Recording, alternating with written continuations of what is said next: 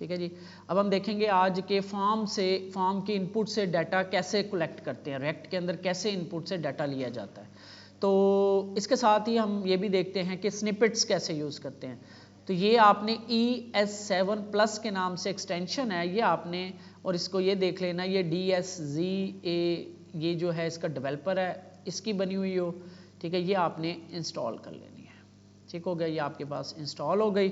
अब इसका फ़ायदा क्या है, आपने कंपोनेंट बनाना है, ठीक है, तो आपने RAFCE टैब दबा देना, ये सारा आपका कोड लिख देगा।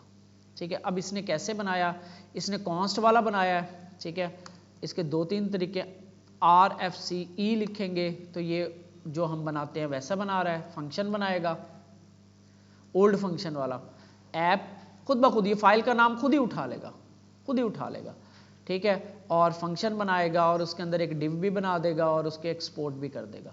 ये डिव आप रखना चाहते हो ठीक है, अदरवाइज इसको हम इस तरीके से इसमें कन्वर्ट कर लेंगे।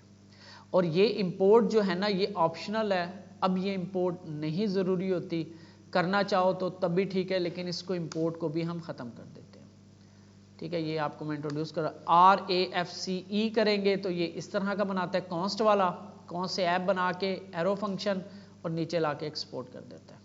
ठीक, लेकिन मुझे इसका मज़ा नहीं आता क्योंकि ये चीज़ें अब फंक्शन ऐप नज़र आ रहा है,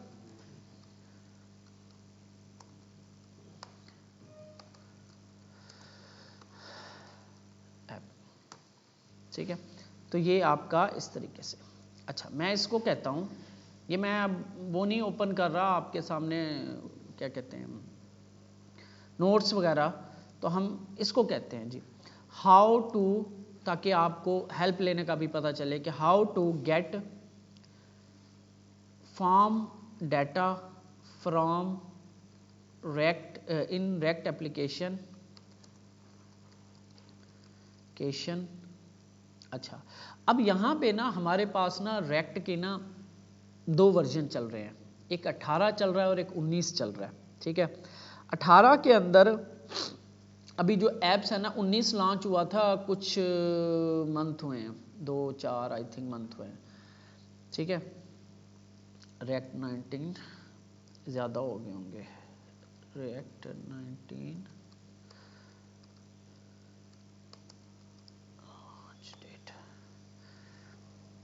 24 दिसंबर, तकरीबन 1 साल हो गया। ठीक है, तो लेकिन अभी भी ना बहुत सारी एप्लीकेशन 18 वर्जन पे चल रही हैं। ठीक है, हमारे पास जो इंस्टॉल है ना, अब कैसे पता चलेगा हमारे पास कौन सा वर्जन इंस्टॉल है, कैसे पता लगेगा? आपने टर्मिनल पे नहीं, package.json पे जाना है। यहाँ पे जो जो पैकेजेस इंस्टॉल होते हैं उसका वर्जन भी लिखा होता है। ये देखो, डिपेंडेंसीज के अंदर रिएक्ट का क्या वर्जन आ रहा है। अच्छा, ये वर्जन जो होते हैं ना, ये भी मुझे अभी जब इंस्टॉलेशन वगैरह करेंगे ना फिर मुझे बताना, इसको भी हम समझेंगे ये कैसे होते हैं वर्जन्स। ये 19 क्या है, 2 क्या है, 0 क्या है, और ये क्या चीज़ है यहाँ पे। तो वर्जन हमारे पास चल रहा है इस टाइम 19। ठीक है, तो हम इसको कहते हैं, अभी हम रेक्ट एप्लीकेशन जस्ट ऐसे भेजते हैं, ये हमें 19 के केस में भी दिखाएगा मोस्टली। ठीक है, और मे बी 18 का केस भी दिखाए। 19 का थोड़ा सा एडवांस हो गया, टेक्निकल हो गया, हम 18 में देखेंगे कि कैसे होता है, क्योंकि मोस्ट एप्लीकेशन अभी भी 18 में चल रही हैं। ठीक है, तो यहाँ पे ये इसने मुझे 18 ही दिखा रहा है, ओल्ड वर्जन में दिखा रहा है, न्यू भी इसकी ना अपडेट हो गई। अगर इसे मैं कहता तो ये मुझे 19 में, चलो अच्छा है कि इसने मुझे ओल्ड तरीके से ही दिखाया। ये नहीं है कि ये ख़त्म हो गया, ये रिकमेंडेड एंड मोस्ट यूज्ड वे, देखो रिकमेंडेड भी है और मोस्टली यूज भी होता है। इसमें हम करते क्या है, अब आप समझना हमने करना क्या है। हर इनपुट के लिए ना, हर इनपुट की वैल्यू लेने के लिए एक स्टेट की वेरिएबल बनेगी। पहली बात, हर इनपुट की वैल्यू लेने के लिए हमें एक स्टेट की वेरिएबल बनेगी, और इसको कहते हैं कंट्रोल्ड कंपोनेंट। कंपोनेंट्स के 2 टाइप्स हैं। अगर उसके सिंटेक्स के लिहाज से देखें तो 2 टाइप्स हैं मेजर, एक होती है फंक्शनल कंपोनेंट्स और एक होते हैं क्लास बेस्ड कंपोनेंट्स। जो क्लास बेस्ड कंपोनेंट्स जो है ना वो हो गए हैं ओल्ड, वो अब यूज़ नहीं होते। पिछले कोई तकरीबन 5 सालों से, शायद इससे भी ज़्यादा, 3 साल तो मुझे हो गए, उससे भी पहले 2016-17 के बाद से ना इन्होंने फंक्शनल कंपोनेंट्स यूज़ होते थे। अच्छा एग्जांपल मैं आपको जस्ट, अगर मैं इसको यहाँ से कॉपी करूँ तो मैं कुछ ऐसे करूँ, convert this to class base component. तो ये है, इस तरीके से कुछ बनता होता था। अभी इसमें हमने चीज़ें डाली नहीं है। तो पहले कंपोनेंट बनते थे कुछ ऐसे, इंपोर्ट होता था रिएक्ट, कंपोनेंट इंपोर्ट होता था, क्लास होती थी, ऐप एक्सटेंड करता था कंपोनेंट को, इस तरीके से होता था, फिर रेंडर होता था, फिर रिटर्न होता था कुछ ऐसे, और इस तरीके से काम होता था पहले। ये मेरा ख्याल है वर्जन 16 शायद ये बता भी दे हमें, ठीक है, ये काम होता था। अब जो है, अब इसका ये वाला वर्जन यूज होता है, फंक्शनल कंपोनेंट। अब फंक्शंस बनते हैं, पहले बनती थी क्लासेस, अब बनते हैं फंक्शंस। तो हम इसको आगे चल के ज़रा देखेंगे कि क्या फ़र्क था इसमें और क्यों इसको यूज़ किया जा रहा था और इसको क्यों यूज़ करते थे, फिर ये उसका बेटर तरीक़ेकार है। अब ये यूज़ नहीं होते, आपको कोई ऐप अब नहीं मिलेगी इस तरह की, ठीक है, जिसमें ये यूज़ हो रहा हो। तो यहाँ पे आपके पास हम ले रहे थे इनपुट की वैल्यू, यहाँ ऊपर आते हैं। हर इनपुट के लिए हमें एक स्टेट की वेरिएबल बनानी है, नंबर 1 रूल। जैसे कि यहाँ पे लॉगिन फॉर्म एक बनाया गया है, सिंपल फॉर्म बनाया हुआ है। क्या होगा जी, फंक्शन कंपोनेंट बनाया लॉगिन फॉर्म का, ठीक है। यहाँ पे आते हैं फॉर्म, ठीक है। अच्छा ये फॉर्म, इनपुट, इनपुट और नीचे बटन, ठीक है। अब यहाँ पे क्या हो रहा है समझना है ज़रा।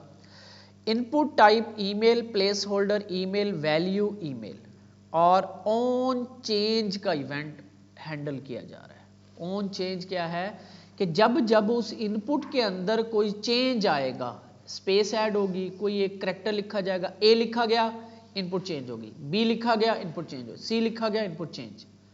जब जब इनपुट चेंज होगी तो उसका जैसे ऑन क्लिक होता है तो इनपुट के ऊपर ऑन चेंज का एक इवेंट हैंडल हो रहा है कि जब जब इस इनपुट के अंदर कोई चेंज आए तो क्या हो, ठीक है। होगा क्या, पैरेंथेसिस स्टार्ट, पैरेंथेसिस क्लोज, और अंदर एक फंक्शन डाला हुआ है। ये फंक्शन क्या करता है, ये फंक्शन ई लेता है, ई का मतलब है इवेंट। क्या करता है, सेट ईमेल, ये क्या चीज़ है, ये एक स्टेट की वेरिएबल है। Const email, set email, password set password, initial value खाली, ठीक है। तो यहां पे उसने कहा कि सेट ईमेल, ई जो इनपुट इवेंट, टारगेट वो इनपुट बॉक्स, उसकी वैल्यू उठाओ और इस ईमेल के अंदर स्टेट में रख दो।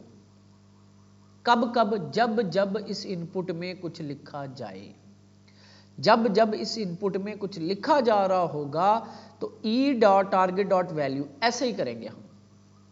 एक कॉल बैक फंक्शन बनाएंगे अंदर, उसके अंदर ई लेंगे, इवेंट, इसका नाम आप कुछ भी रख सकते हो, A B C X Y Z जो भी रख सकते हो।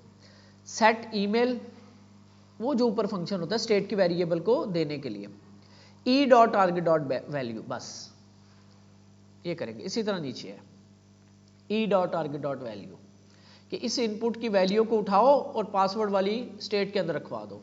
कब, जब जब चेंज हो रहा हो, ए लिखा गया ए को उठाओ रख दो, बी लिखा गया ए बी को उठाओ रख दो, सी लिखा गया ए बी सी को उठाओ रख दो, ठीक है।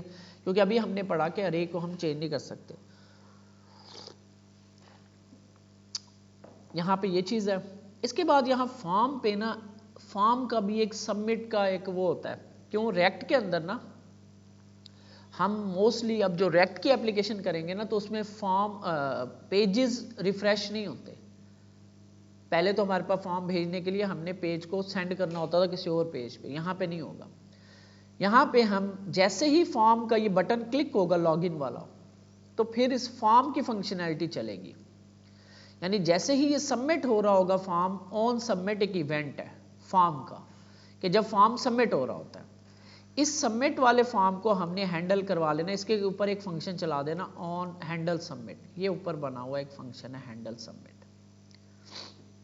अब ये क्या करेगा, ये फंक्शन सबसे पहले तो रोकेगा, यहां पे एक ई लेंगे हम इवेंट, यहां पे ये लाइन रखेंगे, ये देखो यहां पे ये क्या कह रहा है, क्या कह रहा है, ये पढ़ो इस लाइन को, ई डॉट प्रिवेंट डिफॉल्ट एक फंक्शन है, प्रिवेंट डिफॉल्ट जावास्क्रिप्ट का फंक्शन है। वो क्या करता है, जो एक फंक्शनैलिटी परफॉर्म हो रही होती है ना किसी भी एलिमेंट के ऊपर, उसको स्टॉप करता है।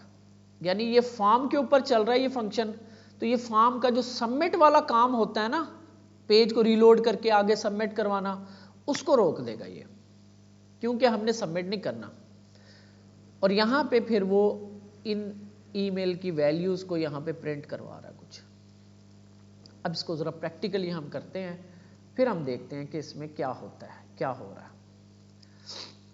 तो यहां पे मैं एक अलग कंपोनेंट बना लेता हूं, लॉगिन फॉर्म डॉट JSX, ठीक है, ऐसे कर लो आप जैसे आपका दिल करे, ठीक है। तो फंक्शन लॉगिन फॉर्म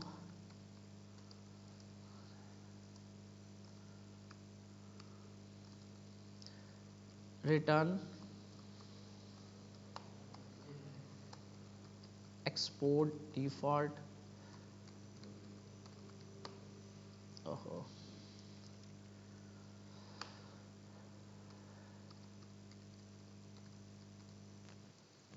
ठीक है, ये हमारे पास आ गया लॉगिन फॉर्म का कंपोनेंट। यहाँ पे हम फॉर्म, ठीक है जी, इनपुट टाइप टेक्स्ट ऐसे,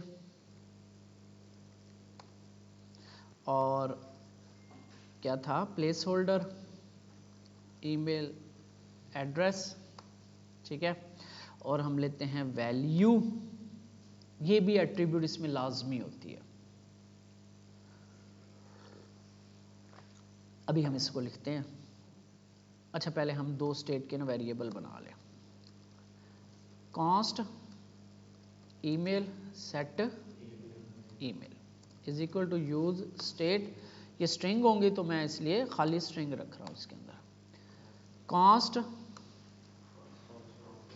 PWD इसका नाम रख रहा हूं मैं, सेट PWD, यूज स्टेट, वो देखो ऊपर इंपोर्ट हो चुकी है स्टेट, ठीक है, ये लाजमी इंपोर्ट करनी है, ठीक है जी, ये आ गया। अब ये जो जिस इनपुट के साथ जो चीज कनेक्ट होती है ना, उसकी वैल्यू यहां पे आती है, ये ऐसे,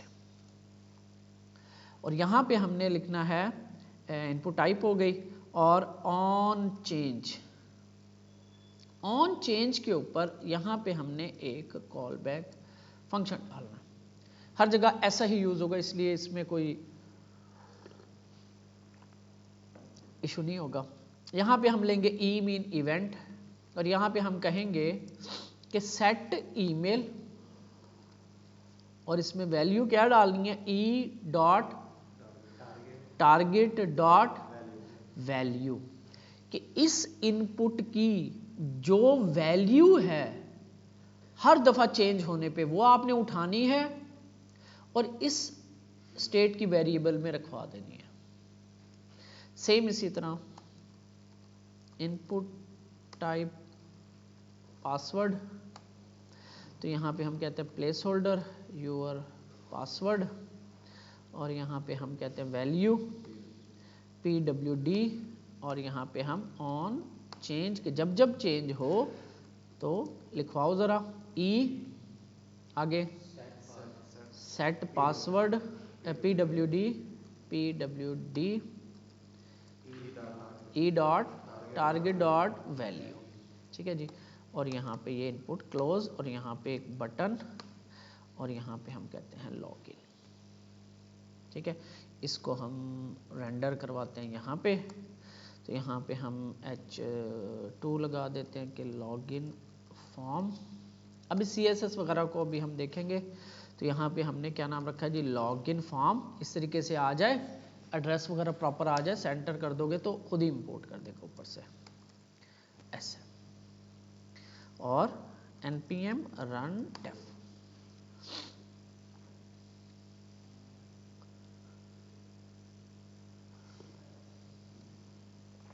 ठीक हो गया, हमारे पास आ गई है। अच्छा, तो यहाँ पे हम एक काम कर लेते हैं थोड़ा सा, तो यहाँ पे हम ना जस्ट एक br लगा देते हैं ताकि वो अगली रो में आ जाए। ठीक है जी, तो यहाँ पे हम ईमेल लिखते हैं और यहाँ पे हम पासवर्ड लिखते हैं और क्लिक करते हैं, तो ये देखो क्वेश्चन मार्क नज़र आ रहा है आपको। ठीक है, ये पेज रिलोड हुआ था। ठीक है, रिफ्रेश करो, ये देखो मैंने ईमेल पासवर्ड डाला, अब यहाँ पे देखना और इसको देखना, ये देखो रीलोड हुआ पेज। तो ये नहीं करवाना हमने, पहले तो हम इसको हैंडल करते हैं फिर हम देखते हैं। फिर हम कहेंगे कि भाई इस बटन का काम क्या होता है लॉगिन का। एक बटन अगर फॉर्म के अंदर क्या करता है, फॉर्म को सबमिट करवाएगा, फॉर्म को सबमिट करवाएगा। तो हम कहेंगे यहाँ पे आके, इसके अलावा भी तरीका होता है लेकिन ये बेहतर तरीका है, फॉर्म ऑन सबमिट का इसका इवेंट होता है इस फॉर्म का। जैसे ऑन चेंज का इवेंट है, इनपुट का, बटन का ऑन क्लिक का इवेंट होता है, तो यहाँ पे हम ऑन सबमिट का इवेंट लेंगे और इसके ऊपर भी हम इस तरीके से एक कॉल बैक फंक्शन डालेंगे, या बल्कि इसमें डालने की ज़रूरत नहीं है, हम यहाँ पे एक अलग से फंक्शन, क्योंकि इसको भेजना तो कुछ भी नहीं है ना। कॉल बैक तब डालते हैं जब इस फंक्शन के अंदर, जो फंक्शन है उसके अंदर कुछ भेजना हो, प्रॉप लिफ्ट जैसे करवा रहे थे हम। यहाँ पे हम करते हैं एक फंक्शन, अब मैं फंक्शन ऐसे लिखूंगा, handle submit is equal to arrow function. ठीक है, और ये जो है ये आपका इवेंट लेगा। ठीक है, और यहाँ पे हम कंसोल लॉक करवाते हैं किसको, ईमेल को और pwd को, जो हमने वैल्यूज ली हुई हैं। सेव करते हैं। एरर क्या आ रहा है जी, यहाँ पे हमें बताना है भी, अब जब ये सबमिट हो, यानी कि जब भी ये बटन पे क्लिक हो तो सबमिट वाला इवेंट होगा, तो जैसे ही सबमिट वाला इवेंट हो तो ये फंक्शन चल जाए। सेव करते हैं। ईमेल दिया मैंने, पासवर्ड दिया, अब देखना कंसोल लॉक करवा रहे हैं हम, क्लिक किया तो यहाँ पे एक दफ़ा प्रिंट हुआ था, लेकिन पेज क्योंकि रीलोड हो गया तो वो कंसोल लॉक ख़त्म हो जाता है। अब हमने इसके रीलोड को रोकना है, उसके लिए हम इस फंक्शन के अंदर लिखेंगे, ये हर जगह होगा, e.prevent default ऐसे। इसका मतलब होगा कि भाई जो ऑन सबमिट यानी कि फॉर्म सबमिट होने वाला काम है ना, उसको प्रिवेंट का मतलब होता है रोकना, उसको रोक दो। यानी कि फॉर्म की एक डिफॉल्ट बिहेवियर है ना कि इनपुट्स को लेता है, अगले पेज पे सबमिट करवाता है। यहाँ पे एक्शन लिखते थे हम, टाइप लिखते थे, याद है ना, उसकी ज़रूरत नहीं है क्योंकि हमें कहीं हमने भेजना ही नहीं है, तो हमें टाइप की या एक्शन की ज़रूरत नहीं है। हमने यहाँ पे इसको यहीं पे रोक लेना है, इवेंट प्रिवेंट डिफॉल्ट। अब आप देखोगे इसे कंसोल लॉग, यहाँ पे मैंने ईमेल लिखी, यहाँ पे मैंने लिखा पासवर्ड, लॉगिन पे क्लिक किया, तो अब देखो वो फंक्शन रीलोड नहीं हुआ। ठीक है, हमें इस इनपुट की ईमेल मिल गई, वैल्यू मिल गई और पासवर्ड की वैल्यू मिल गई। इस तरीके से हम फॉर्म से डाटा कलेक्ट करते हैं रेक्ट के अंदर। बाकी इसके अंदर वैलिडेशंस हैं, वो बात की चीज़ है। ये फॉर्म से हम डाटा कलेक्ट करते हैं रेक्ट के अंदर, कुछ इस तरीके से हम फॉर्म हैंडलिंग करेंगे। और ऐसे कंपोनेंट्स जिनके अंदर फॉर्म हैंडलिंग हो रही होती है उसको हम कहते हैं कंट्रोल्ड कंपोनेंट्स। ऐसे कंपोनेंट्स जिसके अंदर फॉर्म हैंडलिंग हो रही होती है उसको हम कह रहे होते हैं कंट्रोल्ड कंपोनेंट्स। ये देखो, controlled components recommended most used. नीचे वो कह रहा है कि react controls the input values using state. वो कह रहा है कि इनपुट की जो वैल्यूज होंगी ना उसको स्टेट की मदद से कंट्रोल करेगी रिएक्ट। ठीक है, व्हाट हैपनिंग, यूज स्टेट क्या कह रहा है जी, store value connects input with state. ये जो है ना वैल्यू की एट्रीब्यूट यहाँ पे, ये इसको कनेक्ट करवा रही है इस इनपुट को इस स्टेट के साथ।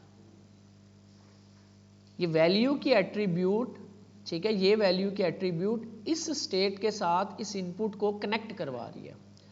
ऑन चेंज, फिर नीचे क्या कह रहा है जी, on change update the state. On change क्या कर रहा है, स्टेट को अपडेट करवा रहा है। On submit state form data, on submit क्या कर रहा है, फॉर्म डाटा को हैंडल कर रहा है, पूरे के पूरे फॉर्म को हैंडल कर रहा है।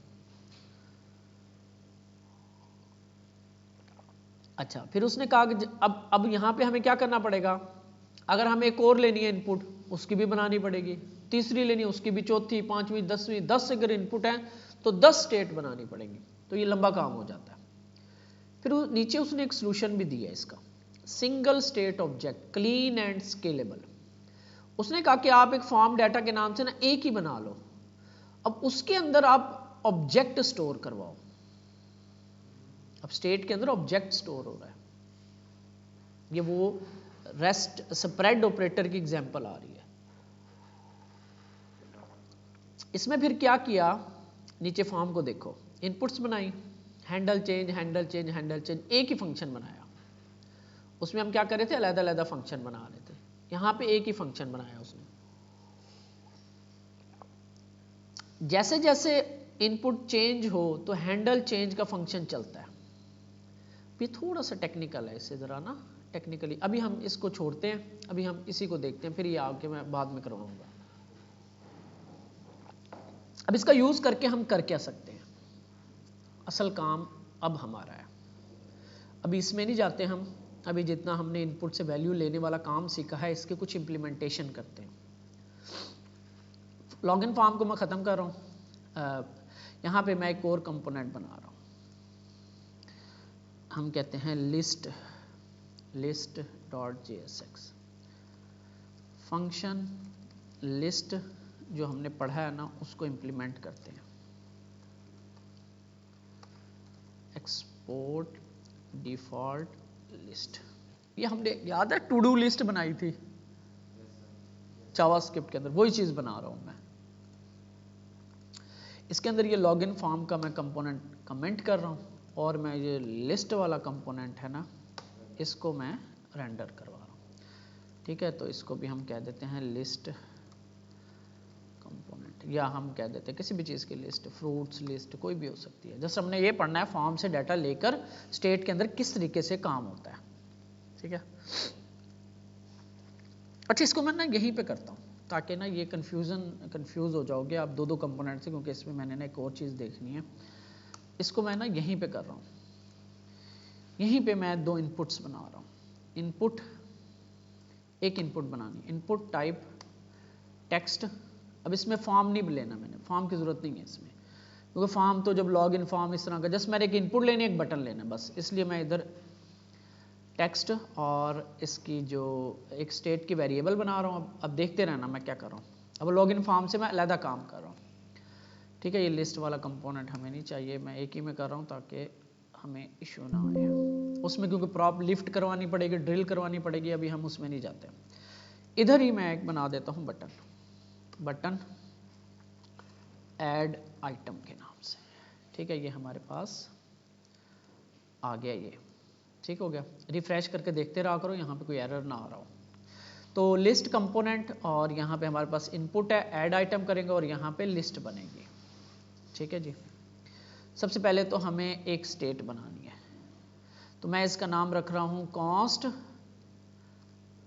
Items set items is equal to use state, वो इंपोर्ट हो गई ऊपर से, ये एक होगी अरे। ठीक है, एक अरे होगी, याद है ना हमने अरे बनाई थी, उसमें इनपुट से वैल्यू लेते थे, पुश करवाते थे, वो जावास्क्रिप्ट वाला काम। अब इसके अंदर रेक्ट के अंदर वो कैसे होगा ये हमने देखना है। आइटम्स और ये इनपुट और अरे। नीचे आऊंगा इसके, मैं एक HR लगा देता हूं। अब इस CSS को हम नहीं देख रहे, अच्छा, यहाँ पे हम कॉस्ट हैंडल आइटम अपडेट या ऐड आइटम, इसका ऐड आइटम के नाम से एक फंक्शन बना रहा हूँ, ठीक है। और एक ये चीज़, दो काम करने हैं, कॉस्ट txt और set txt। ये क्या होगी,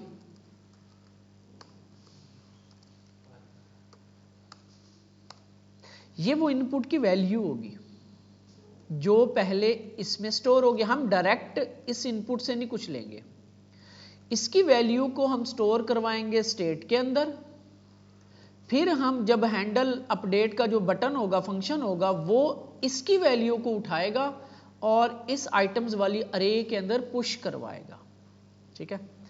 अच्छा, टेक्स्ट यानी इसका नाम हम क्या रख सकते हैं, इनपुट रख लो, इनपुट रख देते हैं, इनपुट नहीं रखते हैं हम, टेक्स्ट वैल्यू, वैल्यू रख देते हैं, वैल्यू, ठीक है। और सेट वैल्यू, ठीक है। मैं कह रहा हूँ कोई नाम ऐसा ना हो जो कीवर्ड से मैच ना हो जाए, तो मे बी वैल्यू शायद ना हो। तो यहाँ पे इनपुट टाइप टेक्स्ट करना था, और place holder right your item, और वैल्यू, वैल्यू में क्या आएगा, अभी हमने पढ़ा है वैल्यू एट्रीब्यूट, इसके अंदर आएगा वो जो वैल्यू है। ये इसलिए मैं कह रहा था मैच हो रहा है ना नाम, टेक्स्ट कर देते हैं यार, वैल्यू वैल्यू हो गया ना, सेट टेक्स्ट ये, और ये टेक्स्ट यहाँ पे आ जाएगा, ठीक है। और यहाँ पे और क्या आएगा जी, और क्या आएगा, इनपुट की वैल्यू जब अपडेट होगी तो क्या करेंगे हम यहाँ पे, ऑन चेंज, और इसके अंदर एक कॉल बैक फंक्शन, इसके अंदर ई, और यहाँ पे क्या करेंगे, इसको मैंने इसके अंदर रखवाना है, इसके अंदर क्या लिखा था मैंने, अभी हमने पढ़ा है सेट, हाँ जी, सेट टेक्स्ट ई टारगेट डॉट वैल्यू, कि भाई क्या करो, अभी बटन का काम नहीं शुरू हुआ, अभी सिर्फ क्या हो रहा है, फॉर्मेट डॉक्यूमेंट करता हूं, अभी सिर्फ क्या हो रहा है, इस इनपुट को कनेक्ट करवा रहे हैं हम इस स्टेट के साथ, यूं समझ लो आप, इस इनपुट को हम इस स्टेट के साथ कनेक्ट करवा रहे हैं, वो होती है इस वैल्यू से, इसके अंदर वैल्यू और इसकी वैल्यू का नाम सेम होना चाहिए। और ये क्या है, ये जब जब चेंज होगा तो ये जो भी इसके अंदर लिखा गया होगा उसको उठाएगा और इस स्टेट के अंदर अपडेट करवा देगा, ठीक है। ये काम यहाँ पे हो रहा है जो हमने अभी लॉगिन फॉर्म के अंदर देखा है। हर इनपुट के लिए एक अलग से स्टेट की वेरिएबल बनानी पड़ेगी, ठीक है। ये काम तो वही हो गया। अब इसके बाद क्या होगा, अब जब ये बटन पे क्लिक होगा, ऑन क्लिक, अब सबमिट नहीं करवा रहे, सबमिट होता है रजिस्ट्रेशन के अंदर, लॉगिन के अंदर तब, तो ये जस्ट हमने बस एक बटन क्लिक करवा के एक इनपुट उठानी है और अरे के अंदर ऐड करवानी है, ठीक है। यहाँ पे क्या होगा, यहाँ पे हम करेंगे ऐड आइटम का फंक्शन चलाएंगे, और इसको मैं जस्ट ऐसा करता हूँ, यहाँ पे कंसोल डॉट लॉग करवा देता हूँ क्या टेक्स्ट की वैल्यू किस इनपुट के अंदर क्या आया था, ताकि हमें पता लग जाए। तो मैं इसको ऐसे करता हूँ और इसको ऐसे करता हूँ, साइड बाय साइड देखते हैं, ठीक है जी। तो यहाँ पे मैंने लिखा, फर्ज करते हुए एप्पल लिखा, ऐड आइटम किया, तो ये देखो कंसोल लॉग लाइन नंबर 13 से ये चल गया। क्या हुआ, इनपुट जो है वो कनेक्ट होगी इसके साथ, ऑन क्लिक के ऊपर ये फंक्शन कॉल होगा। यहां पे कोई क्वेश्चन, यहां तक चीज क्लियर है? तो आगे मैं बताने लगा हूं अब, ठीक है। अब ये जो आइटम होगा, यानी कि जो टेक्स्ट होगी इस इनपुट के अंदर, एप्पल, मैंगो, जो भी हम लिखते हैं, कुछ भी हो, कता नजर इसके कि क्या है, कुछ भी टेक्स्ट हो, उसको उठा के हमने इस अरे के अंदर पुश करवाना है, ठीक है। ऐसे ही है ना। यानी अगर मैं जावास्क्रिप्ट में होता तो मैं कहता है आइटम्स डॉट पुश और इसके अंदर वो टेक्स्ट वैल्यू, ये जावास्क्रिप्ट का तरीका। लेकिन रिएक्ट के अंदर ऐसा नहीं होगा। पहली बात तो स्टेट की वेरिएबल डायरेक्ट अपडेट नहीं होती, ये काम हम नहीं कर सकते। अब आपको वो स्प्रेड और रेस्ट ऑपरेटर का पता चलेगा क्यों बनाए गए हैं।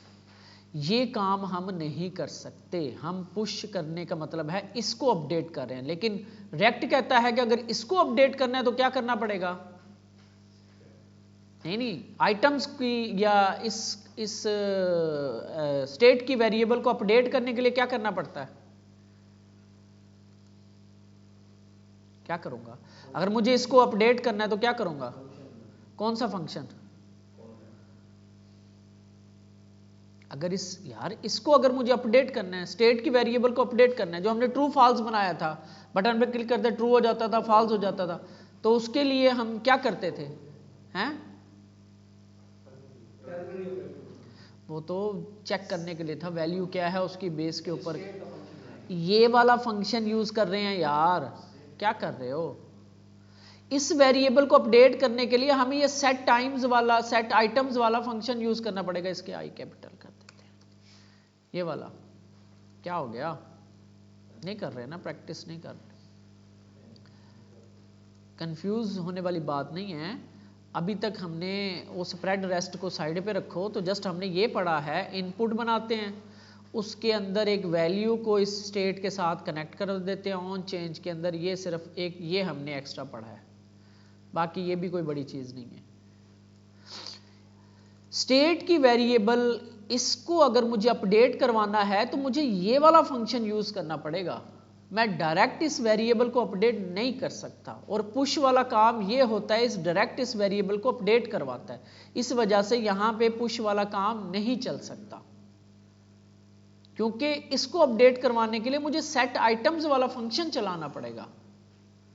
जैसे कि मुझे इसको अपडेट करवाने के लिए सेट टेक्स्ट वाला फंक्शन यहां पे चलाना पड़ा।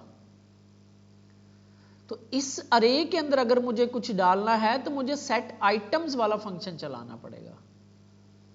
तो ये काम यहां पे नहीं होगा। फिर क्या होगा, अभी हम इसको कंसोल लॉग भी करवा लेते हैं। कंसोल डॉट लॉग, क्या नाम है जी, आइटम्स को कंसोल लॉग भी करवा लें। तो एक दफा मैं यहां पे कुछ डालने के बाद खाली पड़ी हुई है। ये टेक्स्ट अब इसके अंदर हमने डलवानी है। कैसे करेंगे वो अब आपने देखना है। हम करेंगे let new AR is equal to, कोई भी नाम रख लो, AR। एक अरे बनाएंगे, इसमें करेंगे डॉट डॉट डॉट, इसमें डालेंगे हम आइटम्स पुराने जो इसके अंदर पड़े होंगे, कोमा न्यू वैल्यू।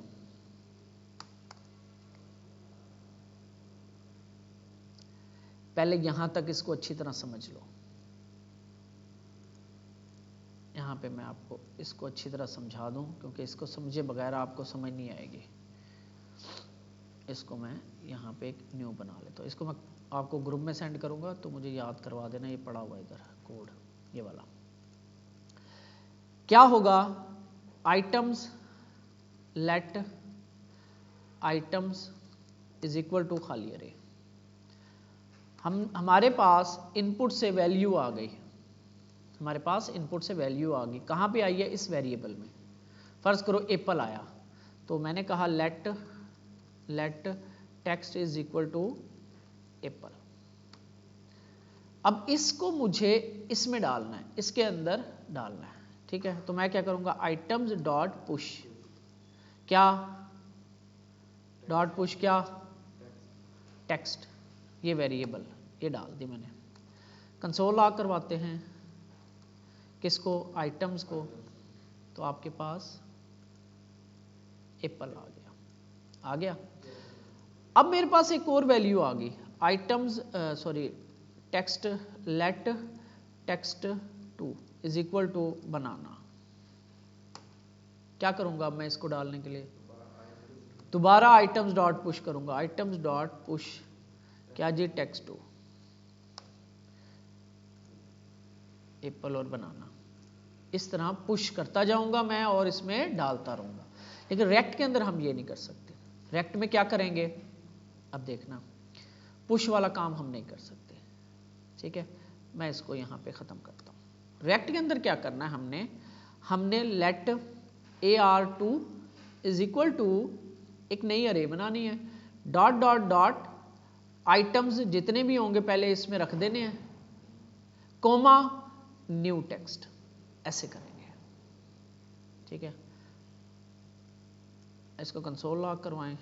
किसको करवाना है, AR2 को, आइटम्स को नहीं, AR2 को। एप्पल आ गया, खाली है या है कोई मतलब नहीं है इस चीज से। उसके जितने भी एलिमेंट्स होंगे वो पहले एक ये जो एक खाली अरे बनाई थी उसके अंदर डाल देगा, फिर उसके अंदर न्यू एलिमेंट डाल देगा जो कि ये था। अच्छा, एक और आ गया मेरे पास, let text2 is equal to banana. अब क्या करूंगा, लेट AR3 एक न्यू अरे बनाऊंगा, इज इक्वल टू ऐसे करूंगा, डॉट डॉट डॉट आइटम्स डाल दूंगा इसमें और text2 डाल दूंगा ऐसे। अब इस लेबल पे इस आइटम्स के अंदर सॉरी आइटम नहीं डालूंगा, सॉरी आइटम्स नहीं डालूंगा, अरे 2 स्प्रेड करवाऊंगा, ये वाली AR2, क्योंकि अब ये नई अरे बन चुकी थी ना, एक नई अरे बन चुकी थी। इसके अंदर क्या था, आइटम्स वाली चीजें थी और टेक्स्ट था, तो इसके अंदर क्या आया था, एप्पल आ गया था। फिर मेरे पास एक text2 आ गया बनाना। अब फिर मैंने एक AR3 न्यू बनाई, उसके अंदर पहले 2 वाले आइटम्स डाल दिए, फिर उसके अंदर text2 डाल दिया। तो अब मुझे AR3 को अगर मैं, या बल्कि ओवरराइड करवा दूं तब भी ठीक है, अगर मैं AR3 को फर्ज कर लेते प्रिंट करवाऊंगा तो इसके अंदर मुझे एप्पल और बनाना मिलेगा। तो मैं AR2 को ही यहाँ पे रख दूं और इसी को ही यहाँ पे प्रिंट करवा दूं, तब भी सेम क्या एरर आया जी, AR2 is equal to this. हाँ, एक दफ़ा बन गई है तो इसको लेट नहीं लगाना है, ऐसे। ये देखो मैंने क्या किया, पहले आइटम्स की अरे थी, हम इसका नाम क्यों चेंज कर रहे हैं वैसे यार, हमें इसका नाम नहीं चेंज करना चाहिए क्योंकि वहाँ पे चेंज नहीं होगा। ये ऐसे रख लेते हैं और यहाँ पे भी ऐसे, यहाँ पे भी ऐसे, यहाँ पे भी ऐसे। अब समझो ज़रा, कोई एरर नहीं है, समझो। आइटम्स खाली पड़ी थी, एक एप्पल आ गया मेरे पास, मैंने क्या किया, आइटम्स को ओवरराइड करवाया, मैंने एक न्यू अरे बनाई, उसके अंदर पहले वाले पुराने आइटम्स वाले एलिमेंट रख दिए और न्यू डाल दिया। तो ये अपडेट होके इसके अंदर क्या आ गया, एप्पल आ गया था, सिर्फ एप्पल, यहाँ तक एप्पल आ गया। फिर मेरे पास एक और आ गया, text2 आ गया।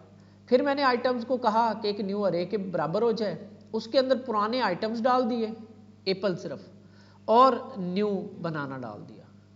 तो अब आपके पास आइटम्स के अंदर 2 आ गए। ठीक है, रेस्ट ऑपरेटर, स्प्रेड ऑपरेटर, ये काम हमें यहां पे अब करना है, यहां पे, क्योंकि हम पुश वाला काम नहीं कर सकते। ये क्यों कर रहे हैं, क्योंकि हम पुश नहीं करवा सकते, इसलिए हम कुछ ऐसे कर रहे हैं। यहां पे भी क्या हुआ, एक न्यू अरे बनाई, ठीक है, उसके अंदर आइटम्स जो पहले वाले थे जितने भी थे, 1 था 2 था, वो डाल दिए, और न्यू जो टेक्स्ट आया एप्पल बनाना वो डाल दिया। तो मेरे पास एक न्यू अरे बन गई। ठीक है, अब ये array set items is equal to new array, ये लो, ये इसको हम दे देंगे। अब हमने क्या किया, जो ये अरे थी सेट आइटम्स वाली, ये अरे रिप्लेस करवा दी इस न्यू अरे से। ये वाला काम, आइटम्स, ये वाला आइटम्स बराबर है वही आइटम के एलिमेंट्स और नया एलिमेंट। ये काम हम रिएक्ट के अंदर करते हैं। एप्पल, ठीक है, अभी ये दोबारा करूंगा ना फिर आपको एप्पल मिलेगा। मैंगो, ये क्या हो रहा है, आइटम। अच्छा, इसके ना फौरन बाद ये मिलता नहीं है, हम इसको set items new array is equal to this items और items dot text add new, ठीक है। अच्छा, ये ना आपको यहाँ पे नहीं मिलेगा, इसको हम आगे चलते हैं, थोड़ा सा आगे चलते हैं, ये इसमें ऐड हो रहा है। अच्छा, अब ये कैसे देखना है आपने, अब ज़रा थोड़ा सा एडवांस की तरफ चलते हैं। ये जो आपके पास ये है ना क्रोम, इसके अंदर क्या होती हैं, एक्सटेंशंस होती हैं। जैसे हमारे पास VS कोड में एक्सटेंशंस होती हैं ना, क्रोम के अंदर भी एक्सटेंशंस होती हैं। इसकी पावर को बढ़ाने के लिए क्रोम में भी एक्सटेंशंस होती हैं। आप यहाँ पे मैंने एक एक्सटेंशन इंस्टॉल की हुई है जिसका नाम है react developers tools. React developers tools, इसको मैं यहाँ से रिमूव करता हूँ, ठीक है। इसको रिफ्रेश करते हैं, इसको बल्कि बंद करते हैं, फिर चला के देखेंगे।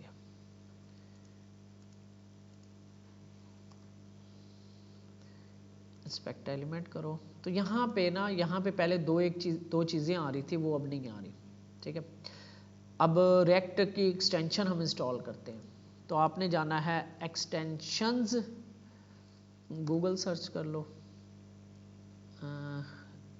ये वाला पेज, ये है क्रोम एक्सटेंशंस, कुछ ऐसे आप ना सर्च कर लेना, क्रोम एक्सटेंशंस, ठीक है, एक्सटेंशन या एक्सटेंशंस, तो आप सर्च करोगे तो आप इस पेज पे आ जाओगे। ये यहाँ पे जो आपका ब्राउज़र है ना, इसकी भी एबिलिटीज़ को बढ़ाने के लिए ना यूज़र्स एक्सटेंशंस बनाते हैं, जैसे कि हमने यहाँ पे इंस्टॉल की थी। इसी तरह आप क्रोम में भी कर सकते हो। यहाँ पे आपने एक्सटेंशन इंस्टॉल करनी है react developer tools, react developer tools के नाम से। अब यहाँ पे देखो, यहाँ पे ना दो नए क्या कहेंगे आप इन्हें, टैब्स ऐड होंगे, ठीक है। ये नाम है इसका, ठीक है, और फीचर्ड में है और 1.6 इसके हैं, ये इसका यूज़र्स है, तो ये आपने इंस्टॉल करनी है रिएक्ट। इसको ऐड क्रोम करोगे तो पूछेगा आपसे ऐड एक्सटेंशन,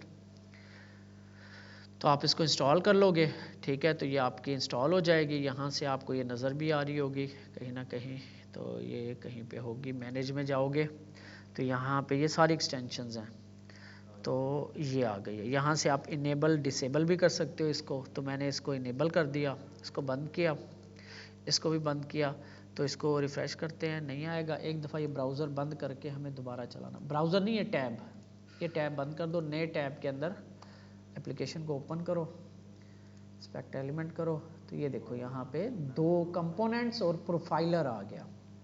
हमें कंपोनेंट से करना है, कंपोनेंट पे क्लिक करोगे, ठीक है, और यहाँ पे इसके नीचे एक ये आएगा, इसको आप जब लेके जाओगे ना तो यहाँ पे, तो ये यहाँ पे हमें बताएगा कि आप किस कंपोनेंट को देख रहे हो, ठीक है।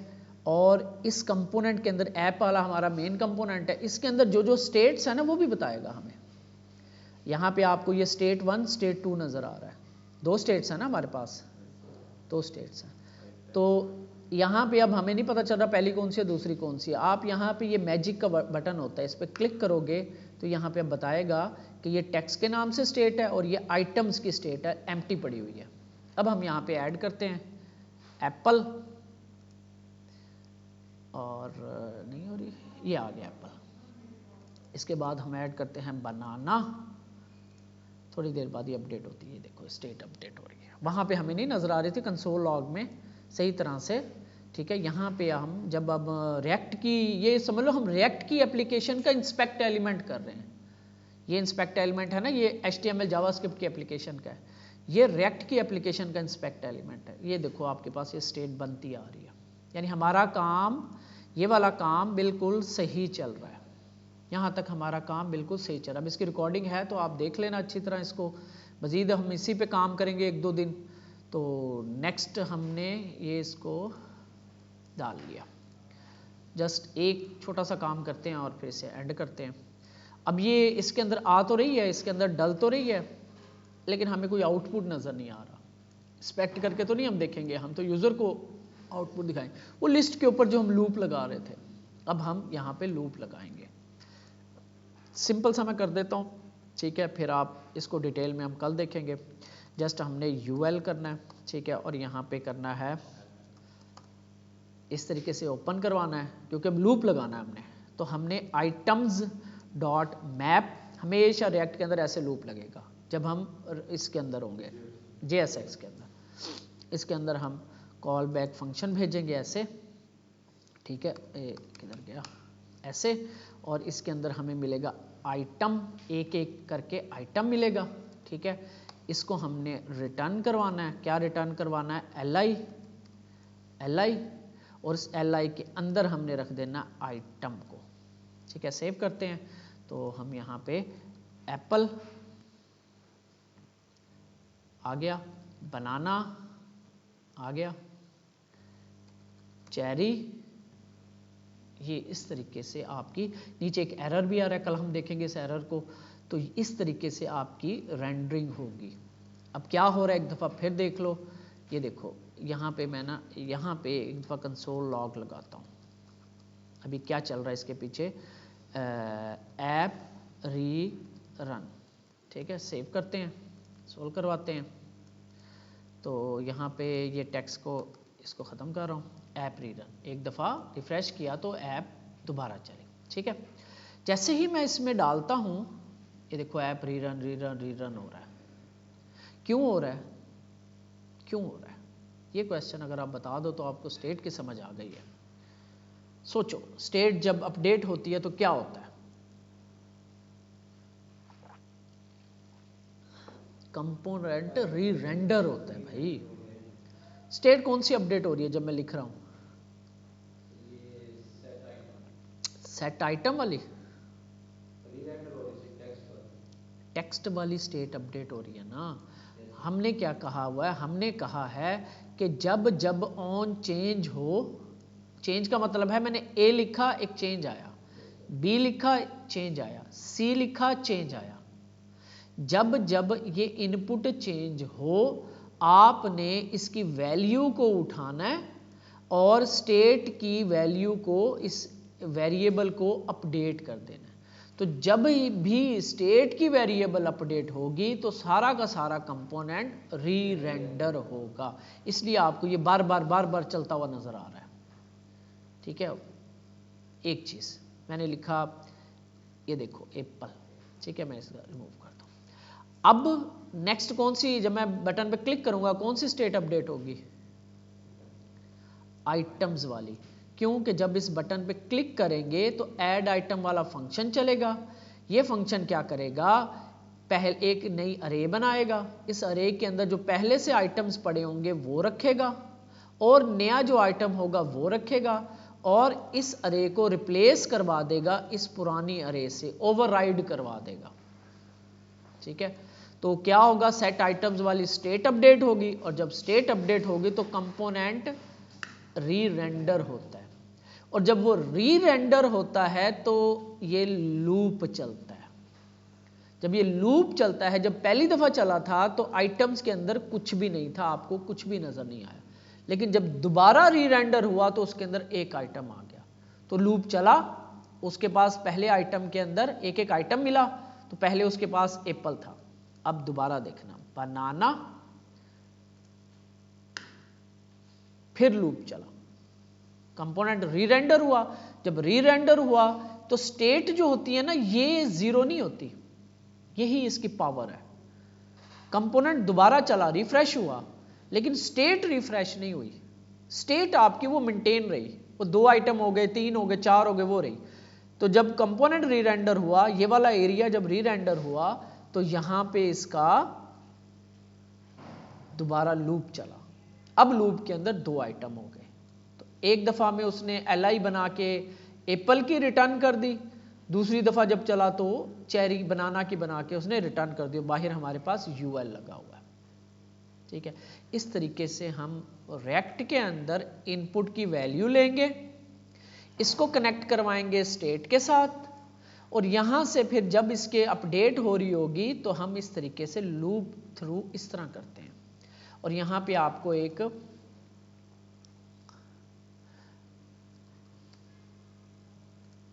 एरर भी यहां पे आपको नजर आएगा, अभी नहीं आ रहा, तो एरर आपको यहां पे नजर आएगा।